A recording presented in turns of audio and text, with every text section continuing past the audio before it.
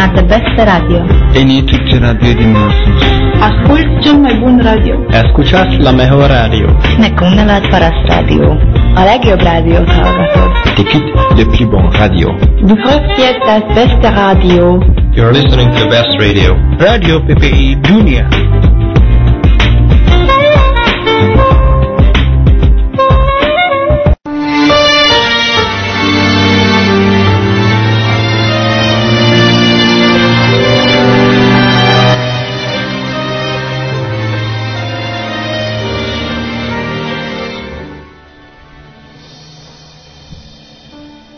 Assalamualaikum warahmatullahi wabarakatuh. Selamat pagi, siang, sore, dan malam Sobat PPI dimanapun Sobat PPI berada. Senang sekali saya Sobat Siar Faiz bisa menyapa kembali Sobat pendengar di edisi Ahad tanggal 28 Februari 2016. Dan di kesempatan kali ini nih, selama kurang lebih 1,5 jam ke depan, saya Sobat Siar Faiz akan menemani Sobat pendengar di PENA, pengajian online Uni Eropa yang terselenggara atas kerjasama pimpinan cabang istimewa Muhammadiyah Jerman Raya dan juga Radio PP Dunia dan yang pastinya Radio Muhammadiyah. Nah, sebelum memulai pengajian online ini, marilah sama-sama kita mendengarkan lantunan ayat suci Al-Quran yang dipersembahkan oleh Quran ID Project yang akan dibawakan oleh Afgan Syahreza. Mari kita sama-sama mendengarkan.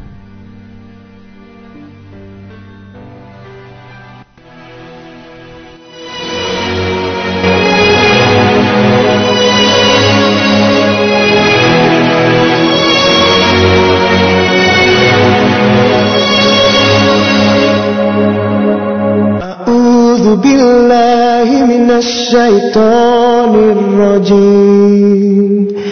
Bismillahirrahmanirrahim.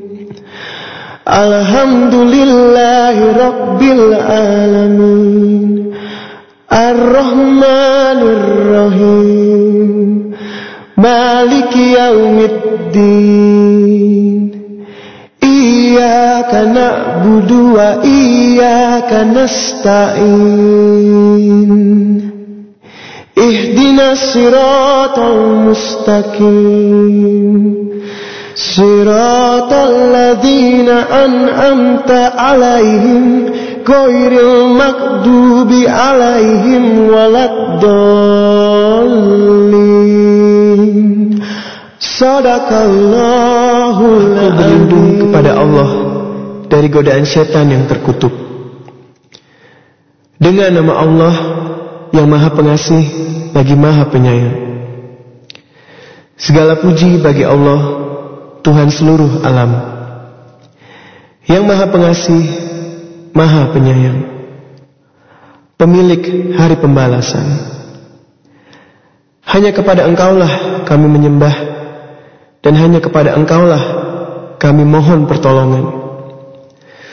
Tunjukkanlah kami jalan yang lurus, yaitu jalan orang-orang yang telah Engkau beri nikmat kepadanya, bukan jalan mereka yang dimurkai, dan bukan pula jalan mereka yang sesat. Maha benar Allah dengan segala firman.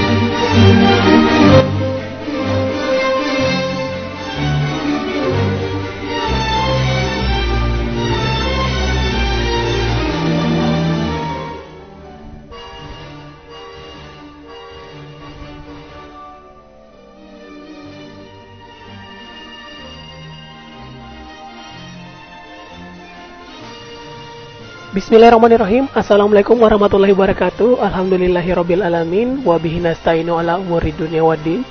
Wassalatu wassalamu ala asrafil anbiya'i wal mursalin Sayyidina Muhammadin wa ala alihi wa sahbihi ajmain, amma ba'd. Perkenalkan, saya Hairul Faiz, mahasiswa Master International Business and Economic di Hochschule Smalkalden.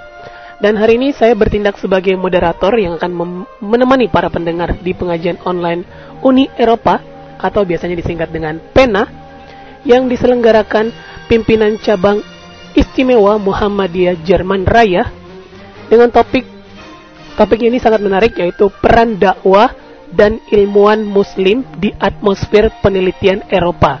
Jadi sobat pendengar yang pengen tahu bagaimana penelitian dilakukan oleh researcher yang ada di sini ya, di Eropa, itu bagaimana sih dengan kondisi Eropa yang pastinya jauh berbeda dengan yang ada di Indonesia.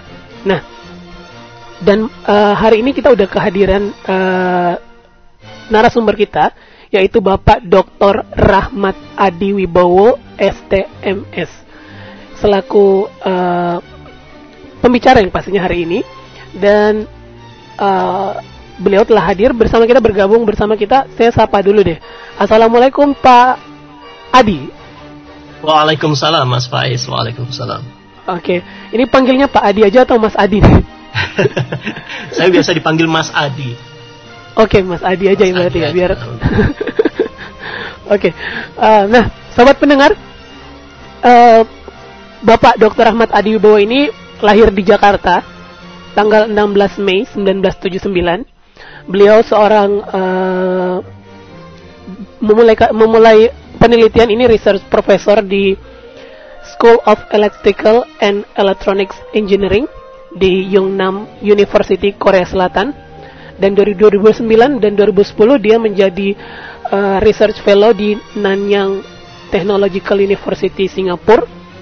Dan di 2011-2013 menjalani postdoctoral fellowship ya di Frederick Alexander University di Nuremberg, Jerman. Dan sejak 2013 sampai sekarang beliau merupakan seorang saintis di Photoflavik System, tepatnya di Austrian Institute of Technology di Vienna. Nah, beliau juga pernah aktif di Paprika.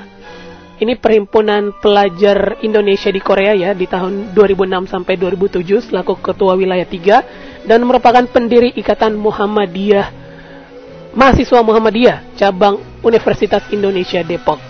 Nah, sobat pendengar, melihat pengalaman dan sepak terjang beliau nih di dunia penelitian, saya pribadi sangat penasaran dengan sharing pengalaman dari beliau terkait iklim penelitian yang ada di Eropa, dan mungkin juga bisa di-compare kali ya, yang ada di Korea kayak gimana dan di Eropa kayak gimana. Nah, tapi saya mau tanya dulu nih sama Mas Adi. Masih kaku nih panggilnya Mas Adi. Mas Adi ini di Eropa sendiri itu sebenarnya sudah dari 2011 ya Pak ya? Insya Allah ya, akhir Februari ini ya mungkin hari ini mungkin sudah insya Allah 5 tahun ya, Alhamdulillah. Oke, udah 5 tahun, berarti sudah pernah di Jerman juga, sudah pernah di Austria juga ya? Iya, betul. Oke, jadi kalau boleh diceritakan sedikit deh, penelitian mungkin di Eropa dulu kali ya, bedanya di Eropa antara Austria sendiri sama di Jerman itu kayak gimana? Soal penelitian ya, iklim penelitian kali lebih tepat. Iya. Agak sedikit berbeda karena di Austria itu kan yang sekarang tempat saya bekerja itu adalah lembaga penelitian, sedangkan waktu di Jerman itu saya bekerja di universitas ya. Jadi secara kultur akademis, kultur penelitian hingga orang-orangnya pun agak sedikit berbeda ya. Berbedanya itu di kalau di universitas itu lebih banyak degree of freedom ya. Maksudnya kebebasan untuk berekspresi itu lebih terasa sebenarnya dibanding dengan lembaga penelitian. Jadi kalau misalnya di Austria, di tempat saya bekerja sekarang, bukan berarti tidak ada degree of freedom, tetapi memang sudah spesifik harus melakoni satu pekerjaan tertentu ya. Sedangkan di universitas, terutama di Jerman, relatif lebih bebas gitu. Kita mau menentukan topik penelitian apa, seperti apa, metodenya seperti apa, itu jauh lebih fleksibel kalau menurut yang kemarin saya alami ya. Mungkin begitu Mas Faiz. Oke. Nah, mungkin saya langsung aja kasih waktu nih sama Bapak Rahmat Adi Wibowo untuk membawakan materinya. Nah, ini mungkin sangat menarik bagi sobat pendengar, entah itu dari Indonesia dan juga yang ada di belahan dunia manapun ya, karena Eropa ini kan salah satu negara yang bisa dibilang open culture, sangat menghargai perbedaan. Nah, tapi tetap ada yang namanya Islamfobia ya, yang ada di Eropa. Nah, saya mau langsung aja kasih waktu nih sama Pak Rahmat Adi Wibowo untuk membawakan materi. Silakan Pak. Terima kasih Mas Faiz ya. Assalamualaikum warahmatullahi wabarakatuh, Sobat PPI semua. Alhamdulillahirabbil alamin, nahmaduhu wa nasta'inu wa nastaghfiruh wa na'udzubillahi min syururi anfusina wa min sayyiati a'malina, may yahdihillahu fala mudhillalah wa may yudlil fala hadiyalah. Asyhadu an la ilaha illallah wa asyhadu an la ilaha illallah asyhadu an la ilaha illallah asyhadu an la ilaha illallah Muhammadan abduhu wa rasuluhu la nabiyya ba'dah. Sobat PPI di segala penjuru mata angin ya dunia ini, insyaallah juga didengar oleh saudara-saudara kita warga Muhammadiyah di tanah air, serta wabil khusus pelajar dan mahasiswa di Eropa. Sebenarnya agak sedikit waktunya pas sekali ketika 2 hari lalu kami terkena demam gitu ya. Jadi tidak hanya Islamofobia saja yang sedang melanda di Eropa, tetapi juga wabah flu. Jadi alhamdulillah hari ini sudah mulai baikan dan agak sedikit berpengaruh pula pada setidaknya suara ya. Jadi mohon maaf untuk apabila ada performance yang kurang baik dalam membawakan diskusi kita kali ini. Sebagaimana Mas Faiz sebagai moderator acara bawakan tadi, memang benar gitu ya, iklim penelitian maupun iklim akademisi di Eropa itu memang merupakan iklim yang open culture sebenarnya, dan kaitannya dengan peran dakwah ilmuwan muslim, peran dakwah mahasiswa muslim, peran dakwah pelajar muslim, wabil khusus muslim Indonesia di Eropa, itu sebenarnya membawakan sebuah kesempatan yang bagus dalam mempromosikan Islam yang rahmatan lil alamin, Islam yang benar, sekaligus memberikan sebuah contoh baik bahwa muslim itu adalah umat yang terbaik gitu ya, khairul ummah gitu. Warga Muhammadiyah pada umumnya mengenal sekali konsep khairul ummah ini, yang ta'muruna bil ma'ruf wa tanhauna 'anil munkar gitu ya. Yang istilahnya mencegah kemungkaran sekaligus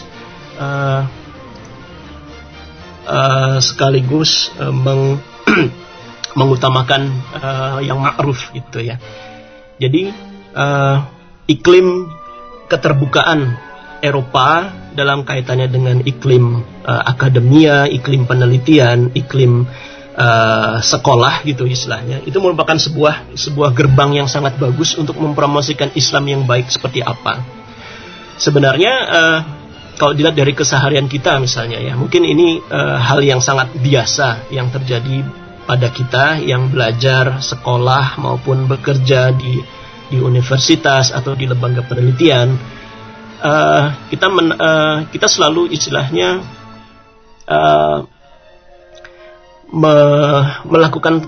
melakukan sholat ya. Sholat yang biasa dilakukan ketika kita bekerja itu biasanya adalah zuhur dan asar. Namun ketika musim dingin yang insya Allah akan segera berakhir ini, kita juga biasa melakukan sholat maghrib ya di kantor gitu, atau di laboratorium dan sebagainya. Jadi ada 3 kali kita sholat di sana. Saya melakukan gitu ya, dan saya yakin banyak sekali sahabat PPI di Eropa wabil khususnya melakukan ibadah sholat ketika di tempat kerja. Dan itu merupakan sebuah istilahnya sebuah marketing gitu ya, marketing bagi Islam bahwa seorang muslim itu melakukan sholat dalam tempo yang sudah ditentukan, dan sekaligus pula menunjukkan bahwa seorang muslim itu sangat disiplin dalam melakukan ibadahnya gitu ya. Sebagai contoh misalnya, efek samping dari ibadah yang secara rutin kita lakukan di kantor misalnya ya. Ini pernah terjadi pada saya ketika sebenarnya cerita agak sedikit menarik ya, karena sewaktu saya di Jerman, tiba-tiba seorang profesor ya, supervisor saya waktu itu datang ke lab, datang ke kantor saya, kemudian dia bertanya, kamu kalau sholat ke arah Mekah bukan? Iya, saya sholat ke arah Mekah gitu. Terus kalau terus baratnya itu ke arah sana bukan gitu? Barat atau selatan, maaf, selatan, karena kiblat dari arah Jerman itu selatan ke arah tenggara ya. Kalau gitu selatannya sebelah sana.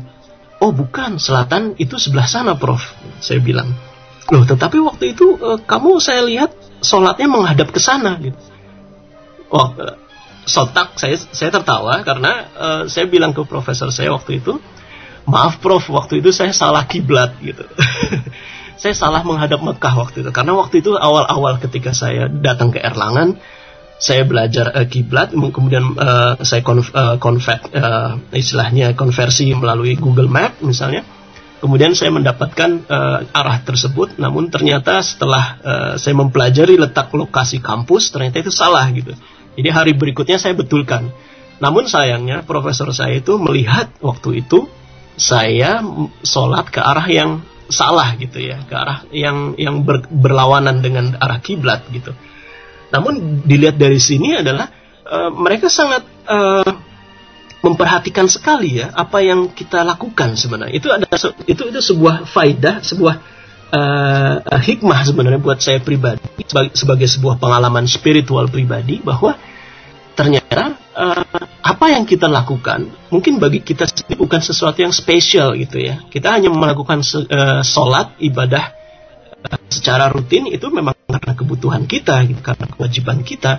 Namun dilihat dari perspektif orang lain, terutama perspektif orang Eropa, orang Jerman, orang non Muslim, itu merupakan sesuatu yang sangat menarik sebenarnya, karena mereka sendiri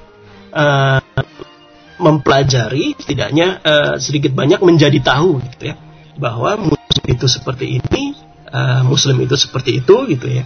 Jadi itu saya sebutkan tadi bahwa apa yang kita lakukan itulah sebuah marketing gitu ya buat seorang Muslim, dan sekaligus juga sebuah marketing buat Islam, mempromosikan Islam di kultur open kulturnya pendidikan atau universitas di Jerman atau di Eropa pada umumnya. Ini merupakan sebuah dakwah gitu ya. Kalau misalnya kita ingin berbicara secara lebih luas, hal yang kita lakukan ini merupakan sebuah dakwah. Kita memperkenalkan Islam kepada non-Muslim, sekaligus apabila ada kolega kita yang Muslim pula, itu juga sekaligus memperkuat keislaman mereka, sama-sama saling memperkuat. Itu sebagaimana tujuan dakwah itu sendiri kan ya, memperkenalkan Islam kepada yang non-Muslim, atau memperkuat keagamaan, spiritual Islam kita sendiri kepada yang sesama Muslim. Contoh lain misalnya puasa gitu ya.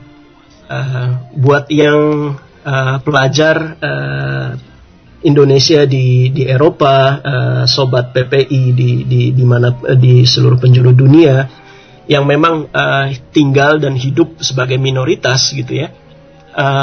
Puasa merupakan sebuah marketing Islam yang lain gitu ya.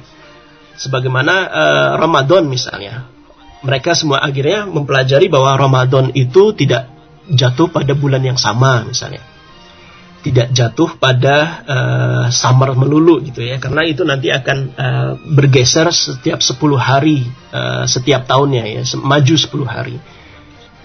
Dan mereka mempelajari hal tersebut. Pada suatu saat kita sempat melakukan puasa sunnah misalnya, Senin Kamis, taruhlah seperti itu.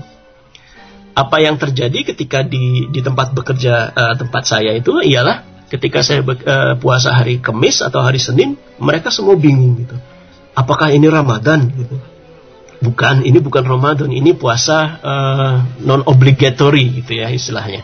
Puasa sunnah gitu ya, tidak diwajibkan.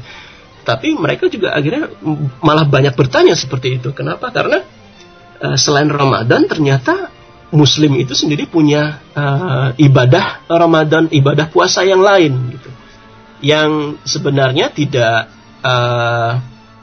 tidak wajib dilakukan, tetapi itu merupakan sesuatu hal positif yang dilakukan oleh seorang Muslim. Jadi ini ialah sebuah promosi lain gitu ya, sebuah dakwah lain kepada orang-orang Eropa yang kebetulan non Muslim gitu ya. Bahkan kadang sampai terjadi diskusi ketika ternyata ketika Ramadan itu dilakukan pada musim panas gitu ya, di mana Muslim Eropa insya Allah tahun ini ya paling panjang ya, 17,5 jam rata-rata ya di Eropa berpuasa ya, imsaknya jam 3 pagi, kemudian bukanya jam 9.30 malam gitu ya. Kemudian ada seorang kawan yang akhirnya bertanya, oh that's unfair gitu ya, itu tidak adil dong. Kenapa? Karena Muslim di Eropa itu berpuasa panjang sekali, sedangkan Muslim di Australia, di Afrika Selatan, mereka berpuasa pendek sekali waktunya. Kemudian ya, sebagaimana jamaknya kita menginformasikan sesuatu yang lebih afdol gitu ya. Artinya,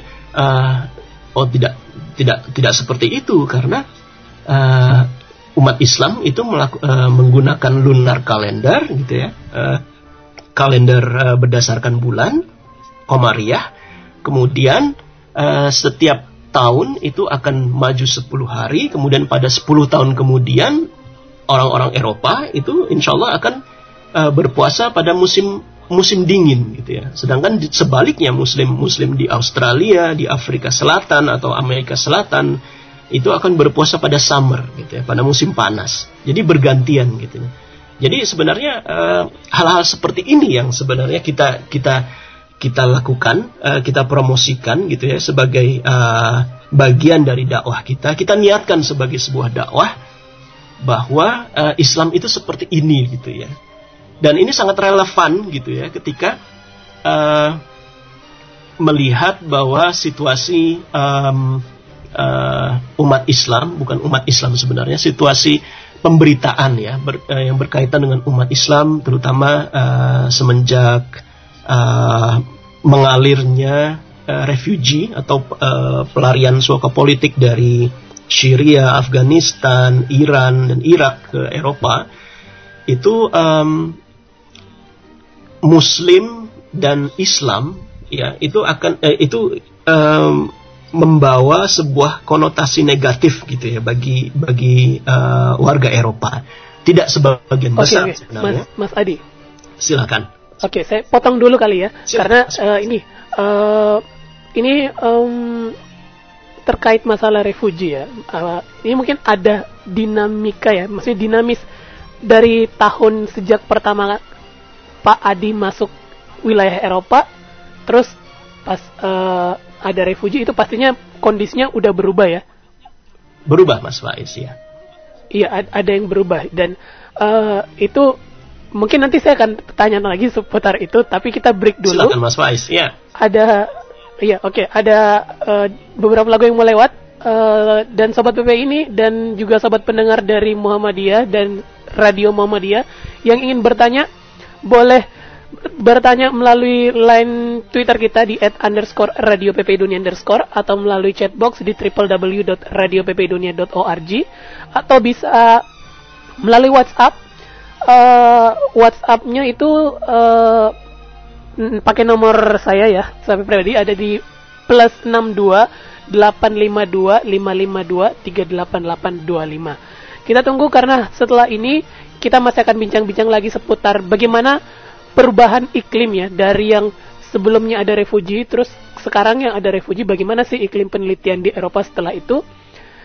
Dan juga Sobat PPI yang pengen bertanya, nanti ada sesi tanya jawab setelah itu. Oke, jadi jangan kemana-mana, tetap stay tune di Radio PPI Dunia, Suara Anak Bangsa, Satu Cinta, Satu Indonesia.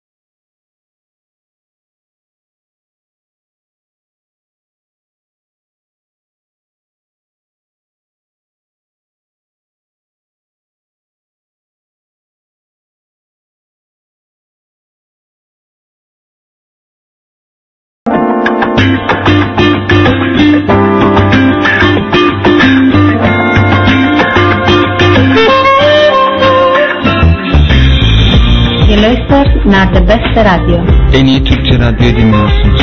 Ascult cel mai bun radio. Escuchas la mejor radio. Nekünk ne lehet paraszt rádió. A legjobb rádiót hallgatod. T'écoutes le plus bon radio. Du hörst jetzt das beste Radio. You're listening to the best radio. Radio PPI Dunia.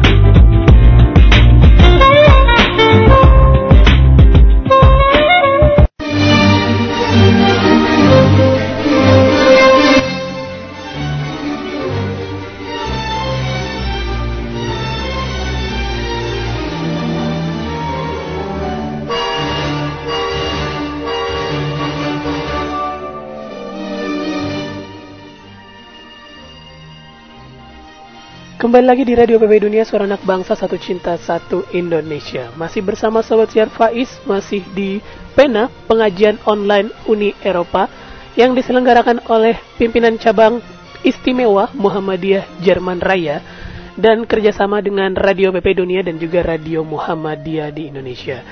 Dan masih bersama kita nih, narasumber kita, Bapak Rahmat Adi Wibowo, yang tadi udah sharing-sharing seputar pengalaman beliau dan juga bagaimana menyikapi iklim penelitian di Eropa. Kita itu sebagai marketing ternyata kita tuh bisa menjadi marketing untuk Muslim, sehingga orang-orang di Eropa ini bisa mengerti bagaimana Muslim yang sesungguhnya. Nah, kemudian kita tadi udah bergerak sedikit ya topiknya ke refugees, karena ini sempat booming banget nih ya, karena sejak kedatangan refugees itu terjadi perubahan iklim yang pastinya di bukan hanya di penelitian, bukan hanya di iklim peneliti ya, tapi juga di kehidupan sehari-hari pastinya. Nah, saya mau tanya langsung nih sama Mas Adi. Nah, Mas Adi, boleh diceritakan gimana sih perubahan iklim tersebut dan mungkin gimana juga untuk menyikapinya ya? Iya, terima kasih Mas Faiz ya. Secara langsung mungkin tidak terlalu berdampak sebenarnya terhadap penelitian, karena penelitian sendiri kan sesuatu yang sifatnya pekerjaan ya. Jadi agak sedikit diuntungkan karena kultur Eropa itu dapat membagi mana wilayah publik, mana wilayah privat, dan mana wilayah pekerjaan misalnya. Tetapi memang secara tidak langsung agak berdampak dalam misalnya ya keseharian ya. Maksudnya obrolan ketika bertemu ya, sedikit banyak itu nantinya akan berpengaruh pada ketika diskusi berkembang menuju yang ke arah yang saling berlawanan gitu ya. Ada satu yang artinya menerima kalau refugee itu atau pelarian politik itu bisa dapat datang ke Eropa, atau ada yang juga sebaliknya bahwa tidak refugee itu sedikit banyak harus dibatasi gitu ya. Sebagaimana bisa kita lihat sendiri buat yang memang tinggal dan menetap atau belajar di Eropa, diskursus atau perdebatan soal ini memang terjadi setiap hari gitu ya. Terutama bahkan yang agak mungkin sudah disinggung sebelumnya oleh Mas Ridho di pengajian edisi sebelumnya sebulan lalu, bahwa Islamofobia itu istilahnya membawa kaum kanan gitu ya, apa istilahnya ya, ekstrim kanan di Jerman misalnya, itu mendirikan sebuah partai gitu ya, yang kemudian malah mengambil momentum refugee ini untuk bangkit gitu ya. Jadi ya dalam konteks penelitian itu sendiri tidak terlalu berpengaruh banyak, namun dalam keseharian apa yang dibicarakan sebenarnya ya. Jadi sekedar public discussion saja bahwa sedikit banyak ini berpengaruh gitu ya. Tapi dari ketika saya datang kira-kira 5 tahun lalu ke Jerman, memang suasananya lebih berbeda gitu ya, lebih cair, lebih tidak orang ketika orang lokal gitu ya Jerman dalam kaitan ini memandang Muslim sendiri tidak sesuatu yang patut apa istilahnya tanda kutip diwaspadai gitu ya. Tapi memang akhir-akhir ini agak sedikit berbeda gitu Mas Faiz. Oke. Nah, ini udah banyak pertanyaan yang masuk nih. Mungkin kita bisa langsung masuk sesi tanya jawab ya. Ada pertanyaan tadi dari siapa aja ya? Dari yang pertama tadi dari Mbak Quina yang sudah gabung di chatbox. Mbak Quina di Dortmund di NRW. Nah, Mbak Quina ingin bertanya seputar iklim penelitian di Eropa kan jauh lebih maju dibandingkan penelitian di negara-negara timur termasuk di Indonesia. Nah, mungkin apa yang harus kita contoh kali ya, yang kita lakukan agar iklim riset di tanah air itu bisa juga meningkat gitu, sesuai mungkin mengikuti Eropa. Iya, langsung dijawab aja Mas Faiz atau gimana? Iya, boleh. Silakan. Iya, alhamdulillah, terima kasih Mbak Quina ya, kayaknya Mbak Quina dari Dortmund. Memang ini pertanyaan umum ya, mungkin ya, tidak spesifik soal dakwah ya. Tetapi ini bisa kita diskusikan terus terang, bisa kita diskusikan pula. Mengapa lebih maju? Ya, itu memang sebenarnya mungkin kita bisa membahas prasyarat bagaimana iklim penelitian atau pendidikan itu di sebuah negara itu dapat maju gitu ya. Ada prasyarat yang pertama itu ialah sebenarnya memang prasyarat atau indikator umum gitu ya. Yang pertama, seberapa besar alokasi dana pendidikan atau penelitian di sebuah negara terhadap produk domestik bruto gitu ya, PDB atau GNP ya, Gross National Product.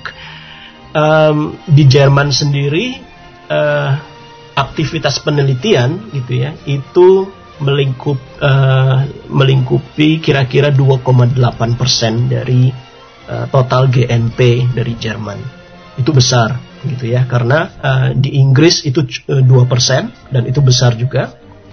Negara seperti Singapura itu 2% gitu ya. Itu hanya untuk penelitian tok ya. Jadi tidak melingkupi pendidikan. Kemudian Jepang itu kira-kira 2,sekian persen.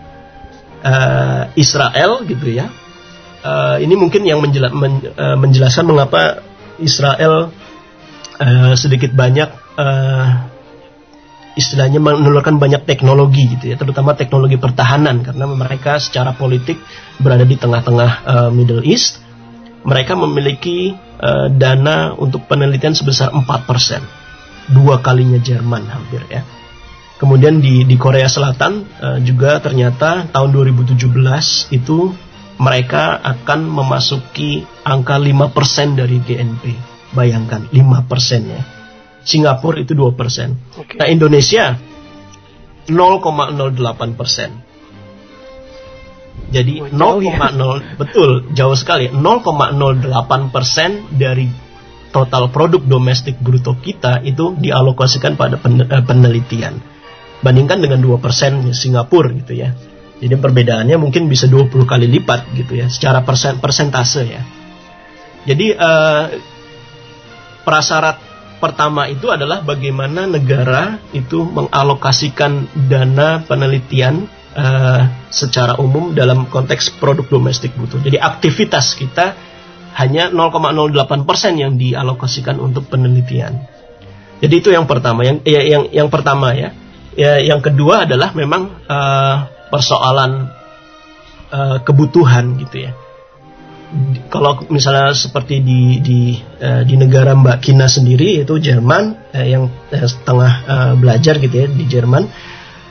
Jerman sendiri ekonominya itu berbasis pada teknologi gitu ya. Jadi tidak berbasis pada konsumsi, tidak berbasis pada jasa dan sebagainya. Mereka berbasis pada teknologi. Jadi istilahnya yang berkaitan dengan teknologi adalah yang berkaitan dengan aktivitas kompetisi gitu. Di mana ada kompetisi, maka di situ akan ada inovasi. Jadi untuk menelurkan inovasi, mereka membutuhkan aktivitas penelitian, aktivitas yang bersifat invention atau inovasi dan sebagainya. Dan itu nanti akan secara otomatis akan memajukan aktivitas gitu ya, penelitian. Jadi iklimnya memang berbeda. Iklimnya adalah iklim yang dibangun atas kebutuhan gitu. Jadi yang pertama adalah berapa jumlah PDB-nya, dan kedua adalah berbasis ekonomi berbasis apa gitu. Jadi untuk Jerman, Amerika Serikat dan Eropa pada umumnya adalah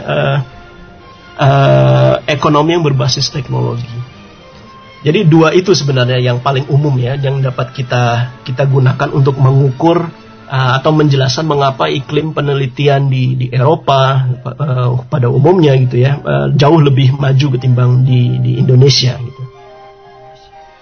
Oke, terima kasih Pak jawabannya, dan semoga bisa menjawab pertanyaan dari Mbak Quina ya tadi ya di Dortmund. Saya langsung pindah nih ke pertanyaan berikutnya dari Mas Doni, tapi dia nggak nyantumin di mana lokasinya.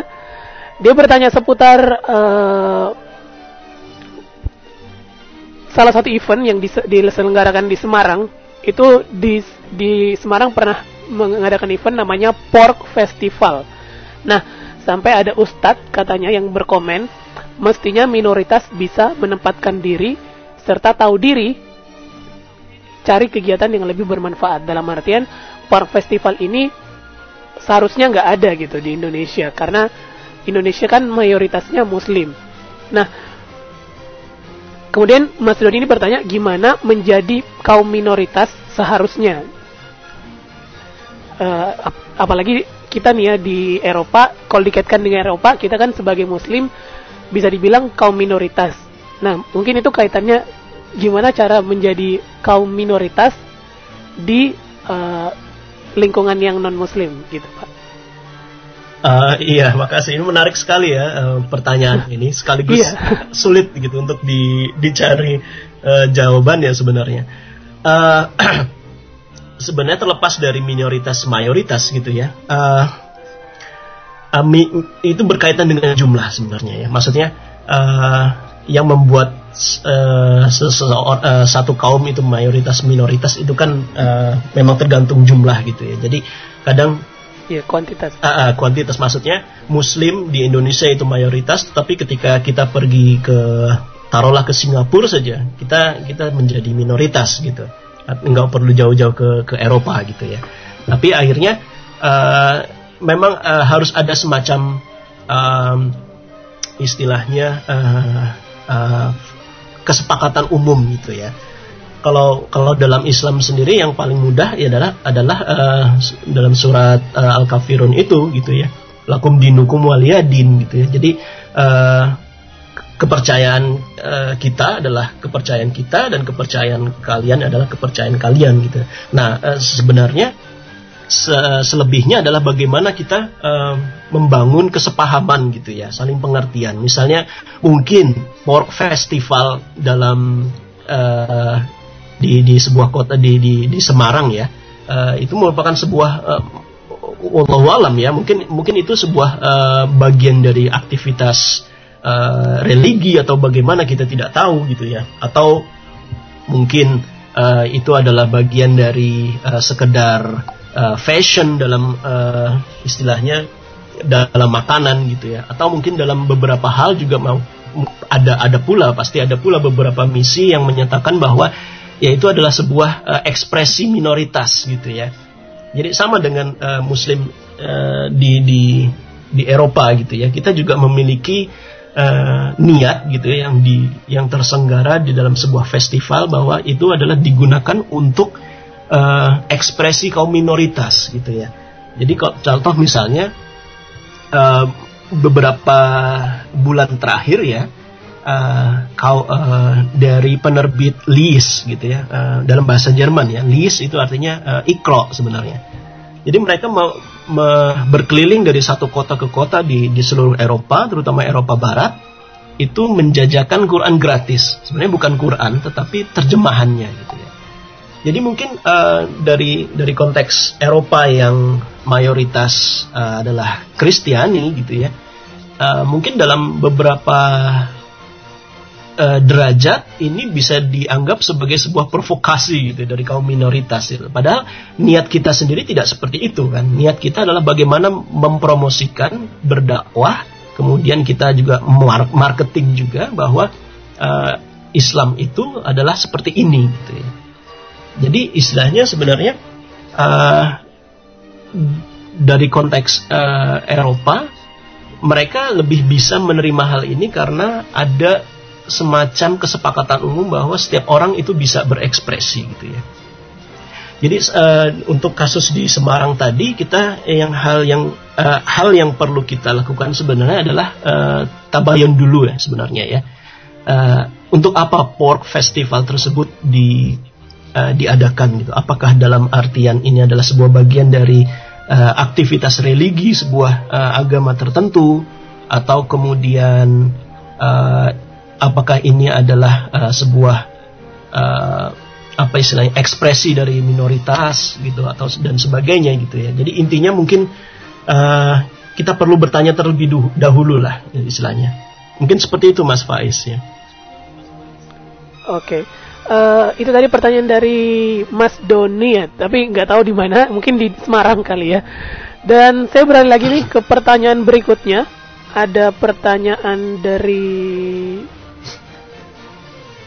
tadi ada anonim di chatbox yang bertanya seputar toleransi untuk sholat ketika sekolah di Eropa. Nah mungkin ini juga mungkin menjadi pertanyaan banyak orang, gimana sih sholat di Eropa itu, apakah ada tempatnya, terus waktunya kayak gimana, apa bisa diizinkan oleh institusi atau gimana? Iya, ini juga menarik sekali ya untuk didiskusikan atau dibahas gitu ya. Bagaimana toleransi untuk sholat gitu ya. Pada umumnya sebenarnya keuntungan gitu ya, keuntungan Muslim di Eropa, terutama untuk Muslim Indonesia yang belajar di Eropa untuk melakukan ibadah sholat 5 waktu misalnya, sekaligus ibadah di universitas kampus, itu hampir bisa dipastikan tidak memiliki masalah ya. Karena pertama, sebagaimana orang Barat umumnya gitu ya, masalah agama itu adalah masalah privasi. Jadi seseorang itu ya intinya bebas saja untuk melakukan ibadah sesuai dengan agamanya masing-masing gitu ya. Jadi ini adalah satu keuntungan sebenarnya buat pelajar Indonesia di Eropa khususnya. Karena mereka bisa beribadah tanpa perlu takut untuk diusik gitu ya. Jadi sebenarnya toleransinya ya kita mengambil untung dari kultur Eropa itu sendiri gitu ya, yang tidak terlalu peduli dengan wilayah privasi orang lain gitu ya. Jadi untuk saya pribadi, saya biasa sholat di tempat kerja saya gitu, maksudnya ya di ruangan saya itu saya menggelar sajadah gitu ya. Kemudian saya sholat di situ, terlepas kolega-kolega saya itu semua ada di situ atau tidak gitu ya. Terutama sholat zuhur kan jam 12 sampai jam 12.30 misalnya. Sholat asar sekarang jam 3 atau jam 2.30 gitu ya. Jadi ya, tapi memang sebelumnya pada awalnya saya sudah bilang dulu gitu ya. Saya ingin sholat gitu ya. Dan mereka bilang tidak ada masalah gitu ya. Jadi akhirnya ya saya tidak perlu untuk berbicara lagi, minta izin gitu ya waktu untuk sholat. Jadi ya keuntungannya itu tadi toleransi itu memang berkaitan dengan kultur Eropa sendiri yang tidak mengganggu-gugat wilayah privasi orang gitu ya. Orang juga tidak bertanya tentang kenapa kamu sholat gitu, sholat berapa kali gitu ya. Tapi berbeda dengan sesama orang Asia gitu ya. Memang ini mungkin penyakit gitu ya. Penyakit orang Asia adalah mereka selalu bertanya macam-macam yang memang sedikit banyak malah mengusik gitu ya. Mungkin wallahualam Mas Faiz pernah mengalami ini juga ya, atau bagaimana ya. Maksudnya terutama dari negara-negara yang Asia yang berlatar belakang mungkin misalnya komunis misalnya ya. Ada beberapa kawan di Austria yang sholat 5 waktu, sholat zuhur, asar, terus kemudian ditanya macam-macam oleh kawan-kawannya dari negara Asia tersebut gitu ya. Kamu sholat 5 waktu apa nggak kebanyakan gitu ya, maaf ya, ini ceritanya saja gitu. Tapi istilahnya kita mengambil banyak keuntungan gitu ya dari sifat kultur Eropa yang tidak mengusik banyak soal privasi. Jadi mungkin itu Mas Faiz ya. Jadi alhamdulillah sejauh ini yang saya alami gitu, dan insya Allah dialami juga oleh banyak kawan-kawan lain, sahabat lain di Eropa, adalah kita tidak terlalu banyak menemui masalah gitu ya. Oke, mudah-mudahan bisa menjawab pertanyaan dari Anonim yang tadi udah bertanya melalui chatbox.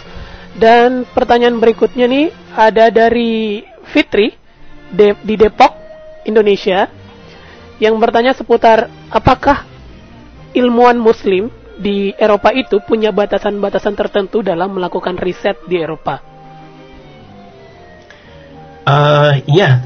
Terima kasih Mbak Fitri di Depok gitu ya. Apakah ada batasan tertentu ya? Iya. Tidak juga ya, tidak ya. Bisa dikatakan tidak, karena sebagaimana ini berkaitan dengan pertanyaan sebelumnya gitu ya, mengenai masalah toleransi, karena soal agama yang merupakan soal privat seseorang itu memang tidak dibawa ke arah pekerjaan gitu ya.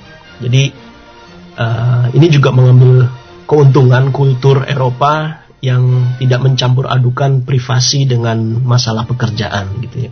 Jadi contoh misalnya agak sedikit risky kami juga di sini gitu ya, karena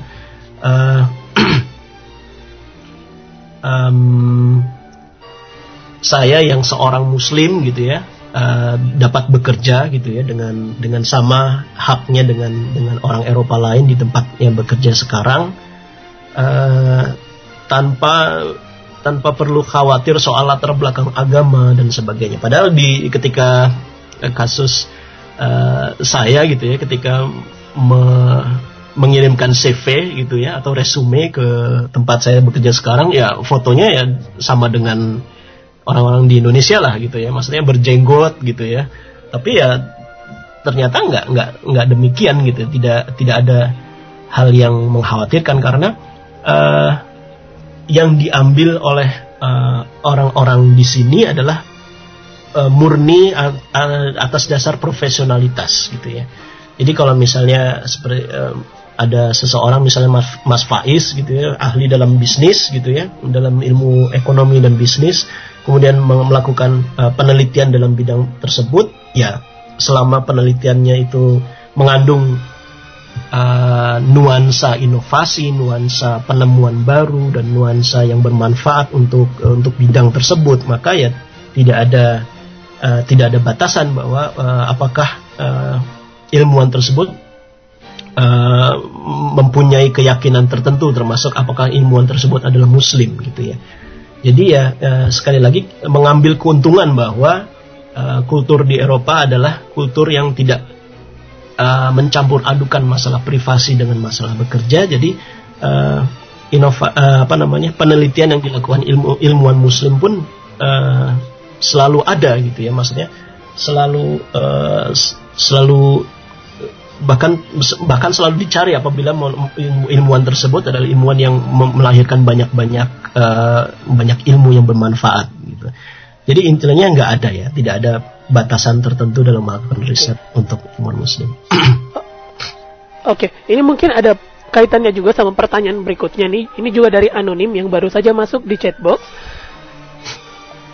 Dia bertanya seputar apakah ada peluang untuk mendapatkan beasiswa riset ketika kita mau meriset sesuatu tentang Islam. Jadi ketika topiknya itu tentang Islamic topic gitu. Apakah pemerintah Eropa ini menyediakan beasiswa untuk penelitian yang mengandung Islamic topic? Islamic topic ya, mungkin bisa dibagi dua ya untuk lebih jelasnya. Itu pertama mungkin bidang sosial gitu ya, bidang sosial atau ekonomi, dan kedua itu bidang sains, bidang ilmu pengetahuan alam gitu ya. Ini menarik karena misalnya Islamic topic dalam bidang sosial kemasyarakatan gitu, saya kira banyak ya. studi-studi tentang hal tersebut. Ada seorang kawan dari yang sekarang menjadi staf pengajar di STAIN, Stein Salatiga misalnya. Beliau melakukan studi tentang tasawuf. Kemudian ada seseorang yang kawan kita di sini ya, di pengurus cabang istimewa Muhammadiyah Jerman Raya, Mas Adi ya. Beliau mengkaji soal matematika Islam, matematika ketika di zaman kejayaan Arab Islam pada abad pertengahan gitu ya. Dan yang paling mutakhir itu adalah sebagai contoh seorang kawan, beliau peneliti di Hannover ya, di Hannover Medical School. Jadi beliau sudah doktor gitu ya, sudah peneliti, masih muda, dan yang sangat menarik, beliau mengajukan sebuah penelitian dengan topik manfaat puasa Ramadan dalam kaitannya dengan kondisi psikologis seseorang gitu. Jadi secara eksplisit beliau ya, teman seorang kolega yang ada di Hannover Medical School itu secara eksplisit memberikan kata-kata di sana gitu ya, ada Ramadan benefits gitu ya, Ramadan fasting benefits untuk kondisi psikologis seseorang gitu ya. Jadi benar-benar eksplisit di sana bahwa sebuah penelitian yang dibangun berdasarkan yang disebut di sini Islamic topic itu ternyata mengandung istilahnya membawa persetujuan dari institusi tempat dia berada untuk menggelontorkan dana untuk melakukan penelitian tersebut gitu ya. Jadi intinya sebenarnya baik beasiswa riset maupun risetnya itu sendiri gitu ya,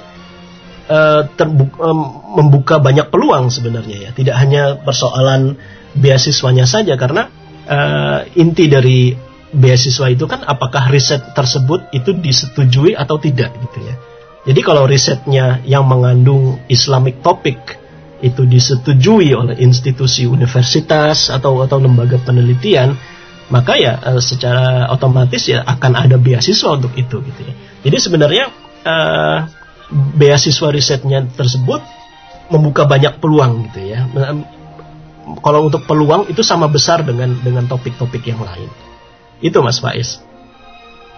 Oke, jadi mungkin tidak ada perbedaan ya antara topik yang Islamik atau mungkin yang non-Islamik, tetap punya kemungkinan yang sama buat diterima. Itu tergantung kembali lagi ke institusinya apa mau menggelontorkan dana apa tidak ya. Betul sekali.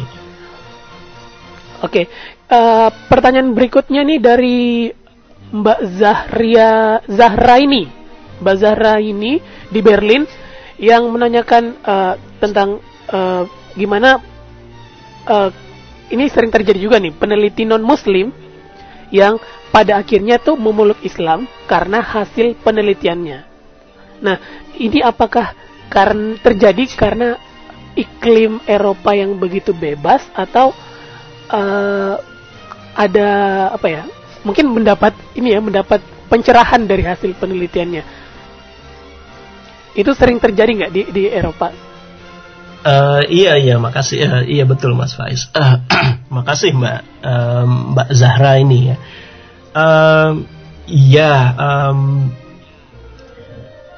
Menarik sekali untuk dikupas ya. Karena memang kalau hidayah memang kita tidak bisa banyak membahas ya, karena memang itu adalah hak prerogatif Allah. Tetapi berkaitan dengan iklim penelitian Eropa yang lebih bebas nilai, mungkin ada betulnya ya. Maksudnya kondisi yang sekarang melanda gitu ya, melanda peneliti Eropa itu kan mereka tidak memiliki apa-apa lagi yang untuk dipegang sebenarnya. Artinya mereka tidak percaya lagi agama gitu ya. Mereka mungkin percaya bahwa Tuhan itu ada gitu ya, tapi mereka tidak mau terikat dengan agama tertentu gitu. Jadi mereka tetap merayakan Natal gitu ya. Tetapi ya ketika selepas itu ya sudah gitu. Mereka tidak terikat dengan apa-apa lagi gitu. Karena untuk peneliti yang memang terlahir dari rahim Kristiani gitu ya, seharusnya kan mereka secara spiritual terikat gitu ya dengan agamanya gitu. Tapi ternyata berdasarkan apa yang saya lihat, saya alami, ya mereka tidak seperti itu gitu. Mereka tidak lagi percaya dengan agama. Namun ketika mereka sedikit banyak mungkin mengenal Islam gitu ya, terlepas dari bagaimana ia mempelajarinya, kemudian ternyata hal tersebut sangat-sangat berkaitan erat dengan hasil penelitiannya gitu ya, dan sedikit banyak pasti ada semacam tsunami keyakinan gitu ya, ada guncangan gitu, ada gempa gitu kan, ketika mereka tidak lagi percaya dengan agama, ketika mereka tidak mau mengakui bahwa agama yang ada di sekarang ini adalah ada agama yang benar gitu. Dalam hal ini adalah Islam. Ternyata dengan melalui pembuktian hasil penelitian mereka sendiri, mereka membuktikan bahwa ternyata ada agama yang benar gitu ya, ada agama Islam yang sangat sejalan dengan hasil penelitian mereka gitu ya. Jadi secara psikologis mereka pasti mendapatkan sebuah gempa keyakinan gitu ya. Selama ini bahwa mereka menganggap bahwa agama tidak lagi valid untuk pekerjaannya gitu ya. Dalam artian mereka adalah saintis, mereka adalah profesor, mereka tidak mengakui agama gitu ya. Tapi ketika ada satu gitu ya, ada satu hasil penelitiannya yang ternyata mengklarifikasi gitu ya, kebenaran agama, terutama agama Islam, maka akhirnya mereka tidak memiliki banyak pilihan gitu ya. Mereka akhirnya menyerah gitu, dalam kutip gitu ya, menyerah dalam artian bagus gitu ya, menyerah bahwa ternyata memang agama Islam ini adalah agama yang paling valid gitu ya, agama yang tidak pernah kehilangan momentumnya, dalam artian bahkan dalam artian yang berhubungan dengan sains sekalipun gitu ya. Jadi banyak sekali ya, yang paling terkenal memang yang dokter Perancis itu, Maurice Bucaille ya, kalau nggak salah, maaf tidak terlalu bisa mengeja namanya gitu ya. Beliau atau dokter gitu yang masuk Islam gara-gara membaca dan mempelajari ayat-ayat Al-Quran tentang pembentukan janin ya, di rahim seorang ibu gitu ya.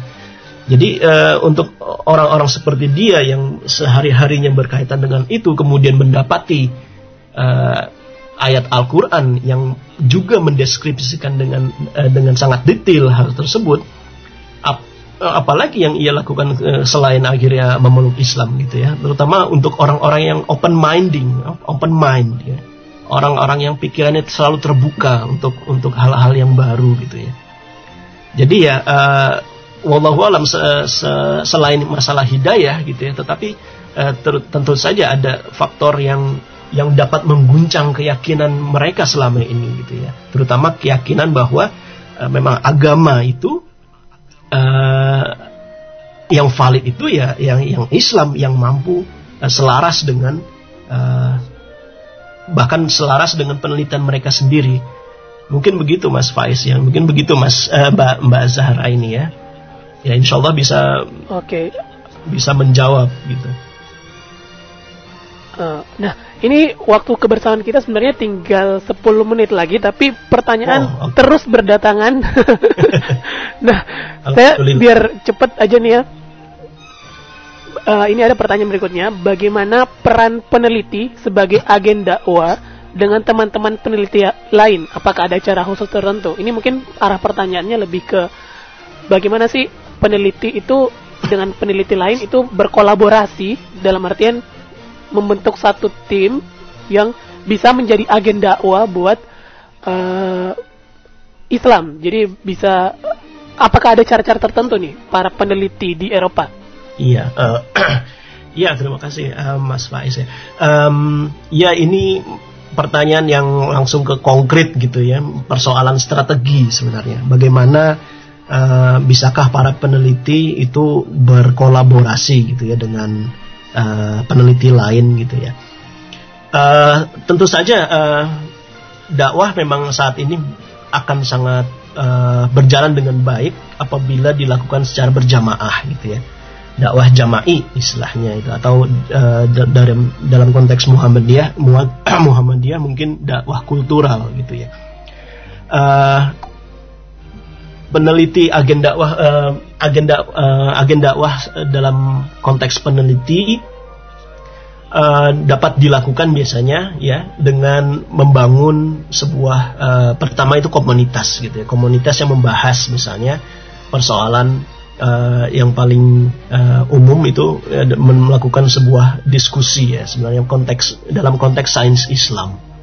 Jadi menurut saya sendiri sains Islam itu baik gitu ya, sangat membuka banyak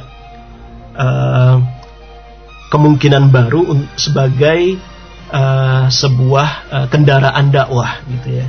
Contoh misalnya pertanyaan sebelumnya gitu ya, bahwa dikaitkan dengan kejenuhan peneliti orang-orang Barat gitu ya, yang tidak lagi mempercayai agama, tidak lagi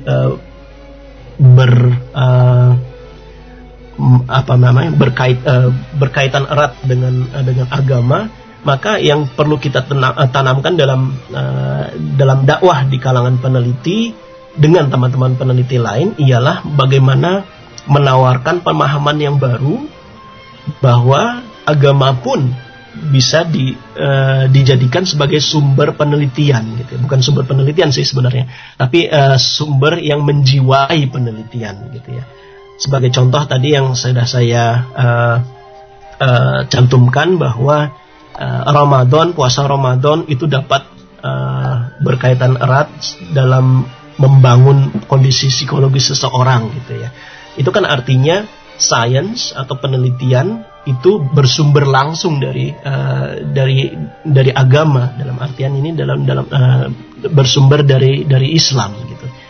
Jadi artinya agen dakwah gitu ya, agen dakwah para peneliti ini berusaha menawarkan sebuah topik baru untuk dikaji ya, karena komunitas peneliti juga saya asumsikan sebagai lahan dakwahnya gitu ya.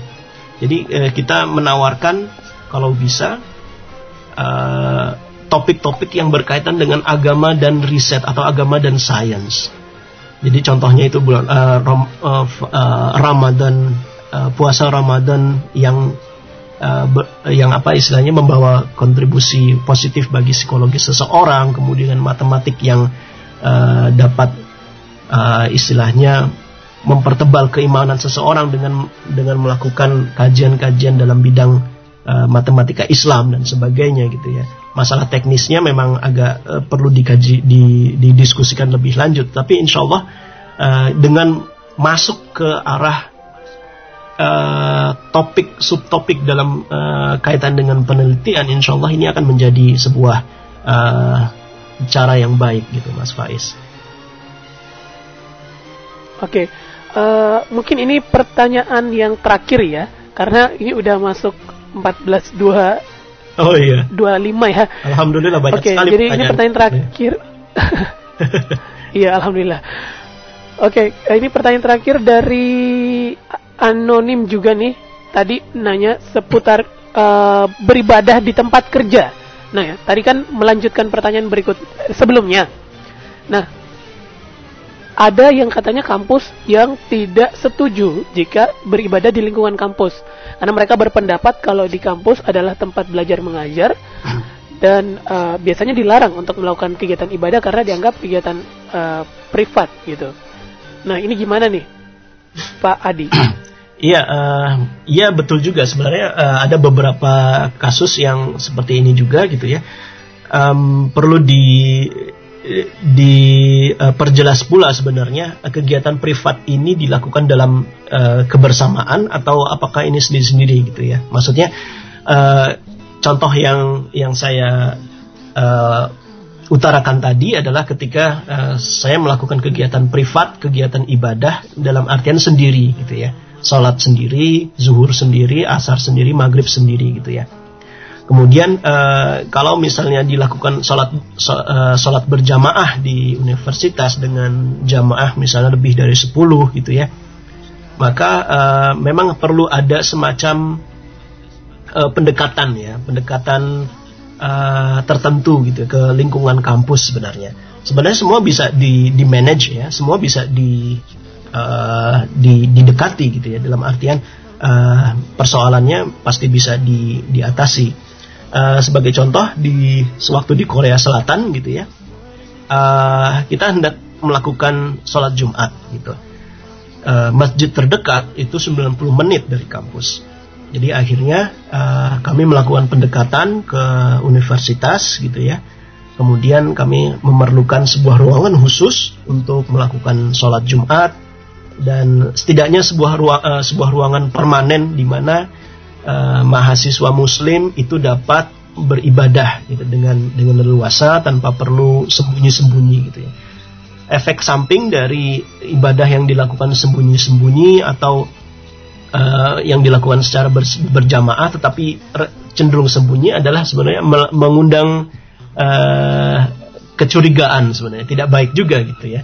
Karena padahal kita ingin beribadah, tetapi ketika kita lakukan secara sembunyi-sembunyi maka kecurigaan yang datang.